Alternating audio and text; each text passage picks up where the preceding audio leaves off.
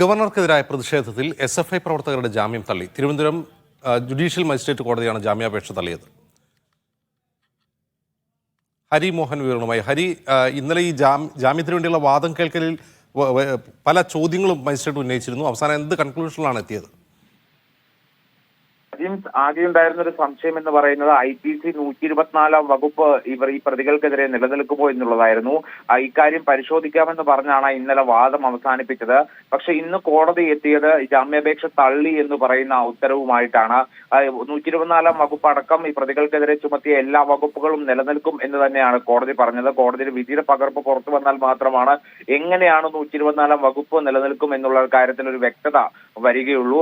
എന്തായാലും 7 പ്രതികളുടെ 7 SFI പ്രവർത്തകരുടെ യദു കൃഷ്ണൻ, ആഷിഖ് പ്രദീപ്, ആശിഷ്, ദിലീപ്, റയാൻ, അമൻ, റിനോ സ്റ്റീഫൻ എന്നീ 7 SFI പ്രവർത്തകരുടെ ജാമ്യാപേക്ഷയാണ് കോടതി തള്ളിയിരിക്കുന്നത്. ഇതിൽ ഒരാൾക്ക് നേരത്തെ ഇടക്കാല ജാമ്യം 1 ദിവസത്തേക്ക് പരീക്ഷ എഴുതാനായി നൽകിയിരുന്നു. ഇയാളെ പിന്നീട് റിമാൻഡ് ചെയ്തു. ഇത്തരത്തിൽ 7 പേരും ഇപ്പോൾ റിമാൻഡിലാണുള്ളത്.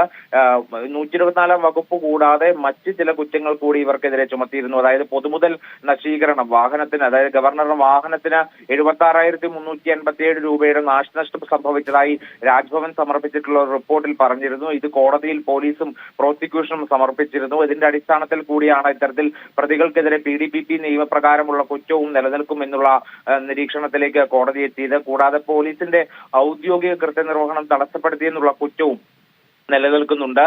ഇത്തരത്തിലുള്ള പ്രധാനപ്പെട്ട കുറ്റങ്ങളാണ് ഈ 7 SFI പ്രവർത്തകർക്കെതിരെ നിലവിലുള്ളത്. പ്രോസിക്യൂഷൻ ഇന്നലെ കോടതിയിൽ വാദിച്ചത് ഈ പ്രതികളെ ഇനി ജാമ്യത്തിൽ വിട്ടുകഴിഞ്ഞാൽ ഗവർണർ തിരിച്ചെത്തുമ്പോൾ വീണ്ടും ഗവർണർക്ക് മാർഗതടസ്സം സൃഷ്ടിക്കുകയും ഒരുപക്ഷെ ഗവർണറെ ആക്രമിക്കാനുള്ള ഉദ്ദേശത്തോടു കൂടിയുള്ള പ്രതിഷേധം വരെ ഉണ്ടാകാനുള്ള സാധ്യതയും ഉണ്ടെന്നാണ്.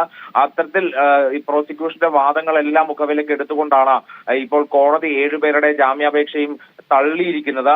നേരത്തെ ഈ കേസുമായി ബന്ധപ്പെട്ട് 19 പേരെ അറസ്റ്റ് ചെയ്തിരുന്നു. ഈ 19 പേരിൽ 12 പേർക്കും നേരത്തെ ജാമ്യം കിട്ടിയിരുന്നു. പക്ഷെ അവരുടെ പേരിൽ ആർക്കും ഈ 124 വകുപ്പ് ചുമത്തിയിരുന്നില്ല. അതുകൊണ്ടാണ് അവർക്കെല്ലാം ജാമ്യം ലഭിച്ചിരുന്നത്.